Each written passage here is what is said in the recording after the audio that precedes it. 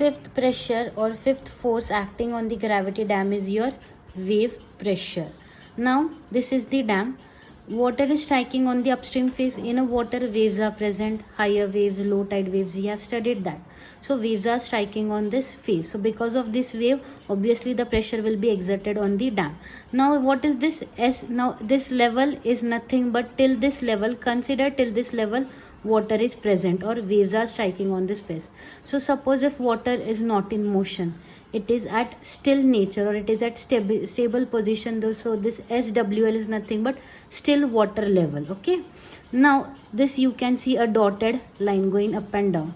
Suppose water is in motion, so waves will be forming. So this dotted portion is nothing but it is your wave. This is the waves which are striking out. So to find out this wave pressure, we need to find out this height of this wave. So this HW is nothing but height of the wave. So by using these two formulas, we can find out the height of the wave. Here you can see in under root V into F you are having. So V is nothing but it is velocity of wind. Wind will be acting, so velocity of wind which we have to take in kilometer per hour. And this F is nothing but fetch. Now what is this fetch? Now consider, suppose this is a dam. Okay, this is the dam structure, and suppose consider a eagle eye view of the dam. From this, if we are viewing the river river through which we have considered a dam, so this is the top view of the dam from which we are looking through this river. And suppose this till this side we can get a clear sight of the river. Suppose this is the distance, and till this distance we are getting the clear sight of the river. So this is the uninterrupted longest distance, which is called as your fetch. Uninterrupted longest distance is called as your fetch. So if fetch is less than 32 kilometers, then you have to use this formula. If fetch is greater than 32 kilometers, you have to use this formula for finding out the height of the wave. So above we have seen how to find out the height of wave. Now consider the structure of a dam. This SWL is nothing but still water level. This is the still water level. And above this level, if waves are striking the upstream face of the dam, and this is the total height of the wave, this is the 1/3 HW, and above is 2/3 of HW.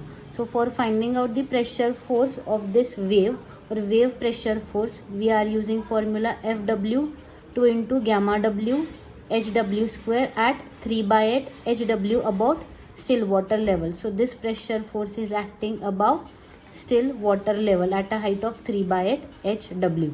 So in this way you can find out wave pressure. Next force of the gravity dam is your silt pressure. Silt pressure means what? Now suppose this is the figure of a dam, okay, and as we know, water is flowing on the upstream side of the dam. Okay, water is flowing at the upstream side of the dam. So as the water consists of silt, so whatever the silt is there, it gets accumulated over at this face of the upstream face. At the upstream face, the silt gets collected here. So if we have to find out the silt pressure, then we have to draw a pressure diagram at this face, and this will be the Fs will be the pressure force acting at the upstream face, and this height is your Hs. Okay, so silt pressure is nothing but pressure exerted by the silt accumulation at the upstream face. Now if we have to find out the pressure of the silt, it is given by the formula Ka into gamma S into Hs, where this PS is nothing but it is your maximum active pressure. It is the maximum active silt pressure. K is your coefficient of your active pressure. Gamma S is your submerged. It is your submerged gamma S. Gamma S is your submerged unit weight of the silt. Gamma is nothing but unit weight, but here S, that is gamma S, is your submerged unit weight of the silt. Okay, and this Ka is given as 1 minus sine phi divided by your sine phi, where phi is your nothing but it is internal friction angle. It is internal friction angle. Now your silt pressure force, this is your pressure. Silt pressure force Fs is given as K into gamma S into Hs divided by 2, and which acts at Hs divided by 3 from the bottom. So this Fs is acting at Hs divided by 3 from the base of the dam. Next pressure force is your wind pressure. Next force on the gravity dam is wind pressure. Now consider again figure of the dam. This is the upstream phase. FRL means full reservoir level. Height of the water level is still this. H is the water level height. So wind pressure means whatever the pressure exerted by this wind on the exposed area of the dam. So till this water is present, so exposed area will be this free surface or free board which we have provided. So this is nothing but your exposed area where the wind pressure is acting, which is at distance of dE. dE is nothing but it is the depth of your exposed area. So here distribution will be all straight lines, uniform distribution. Distribution is uniform. Next is our wind pressure. Now consider this is the figure of the dam. Okay, now this FRL is full reservoir level. Till that height of the water level is H. Now wind pressure is nothing but the pressure exerted by the wind on the exposed area of the dam. Exposed area means now this is the free board which we are providing to the dam. So this is the exposed area. dE is nothing but this is the depth of this exposed area, and this is the distribution of this pressure, which is uniformity.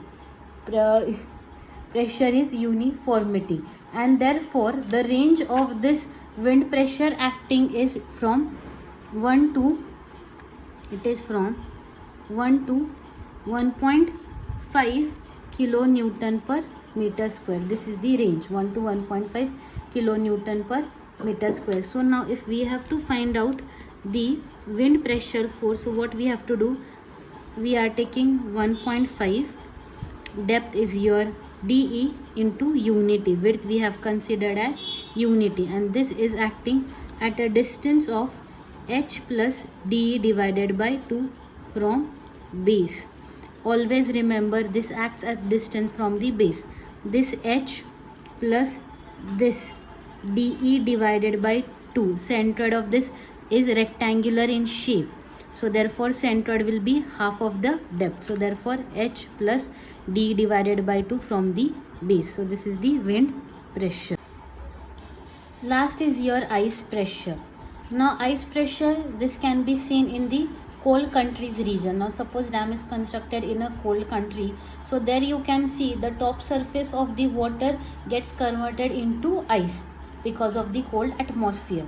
So what happens as the top surface gets converted to ice, in depending on the temperature, that ice sometimes melts, and when it melts, because after melting that dam, it resists the force on that water level or on that ice which is formed. So because of that the ice gets expanded, expansion of ice happens. So that expansion happens at the magnitude of 250 to 1500 kilonewton per meter square, but the most resistant value which is taken, that is 500 kilonewton per meter square. So this is our ice pressure force which we have to consider, 500 kilonewton per meter square.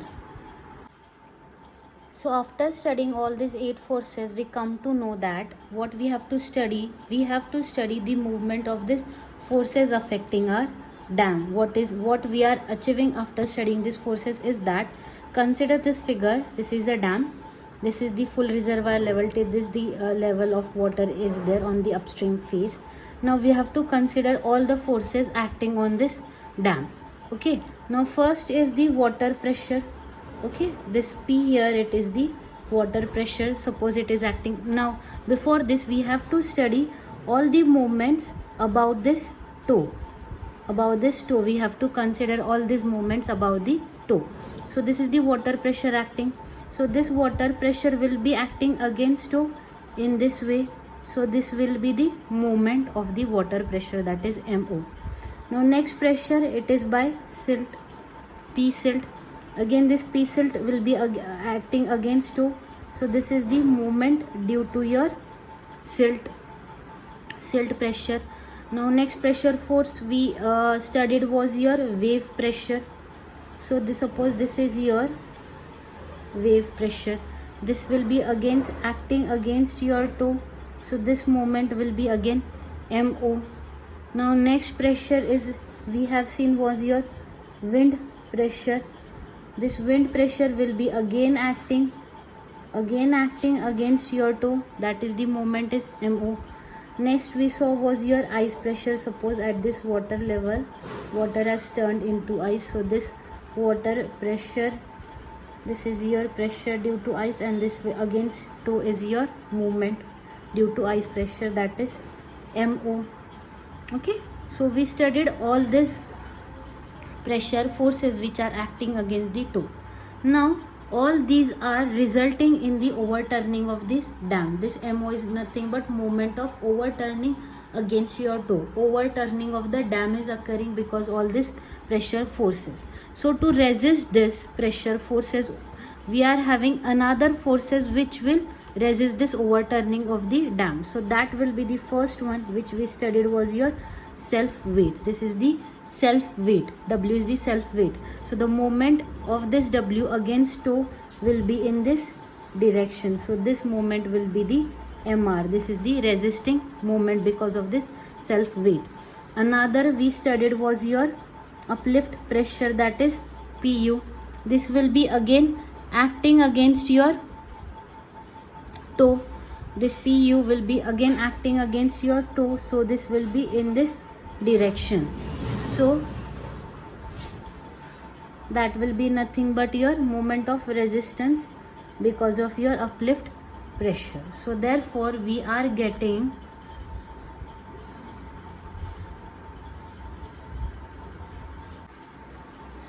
all these external forces are resulting in overturning of the dam, but these two forces are resisting these external forces.